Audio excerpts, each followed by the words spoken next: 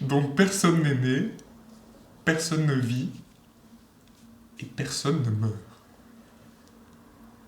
Encore une fois, il y a quelque chose de très courant sur cette planète qui est de se prendre pour une personne. Je suis une personne dans un corps et je vis ma vie.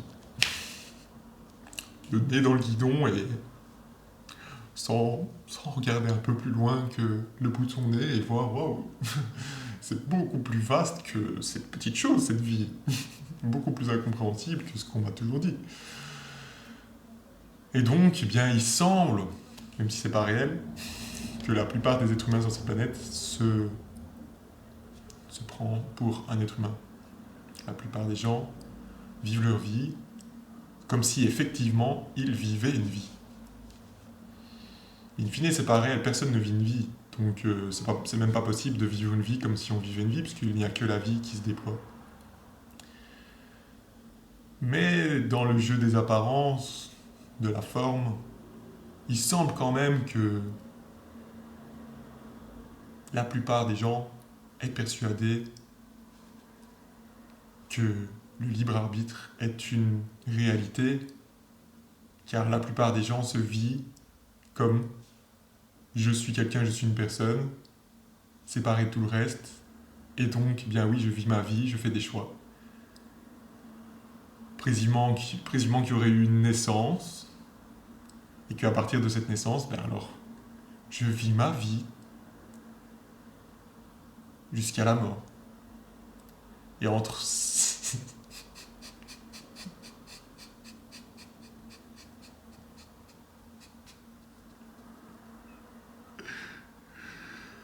Et entre ces deux belles histoires qu'on se raconte, qui est une naissance et puis une mort, et donc tout un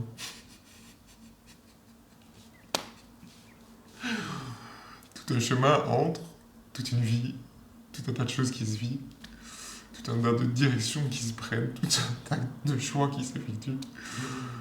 Et donc tout ça est vécu comme très réel, quoi. Je suis une personne qui vit sa vie.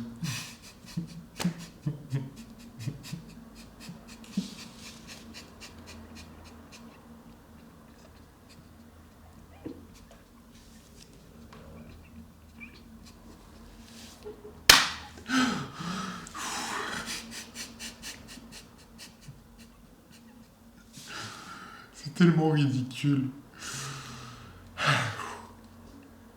Mais donc personne n'est né. Il n'y a pas de naissance. Il n'y a pas de mort. Ni naissance, ni mort. Donc personne qui est né, personne qui meurt. Et donc personne qui vit une vie non plus entre les deux. Entre cette naissance et cette mort. Il n'y a rien de tel. Mais sans ces histoires qu'on se raconte, je suis né, je vais mourir, ben, il n'y a pas de game. Il n'y a pas de vie personnelle vécue. Il y a juste la vie, juste la liberté. Cette liberté d'être, cette liberté impersonnelle.